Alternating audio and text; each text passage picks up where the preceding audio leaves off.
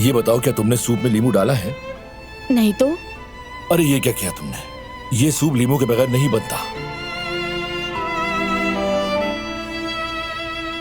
सही कहा। और पुदीना हमेशा आखिर में डालते हैं, तुमने शुरू में ही डाल दिया। कोई बात नहीं, जो पहले हाथ लगा वही डाला है, आखिर में दोबारा डाल दूंगी मेरी जान। ऐसे नहीं होता कुल। खाने में हर चीज उसके हिसाब से डालते हैं और मसाले आखिर में डाले जाते हैं। ये तो बच्चा भी जानता है। बहुत मेहरबानी, तुमने सिखा दिया। अच्छी बात है, सीख गई तुम।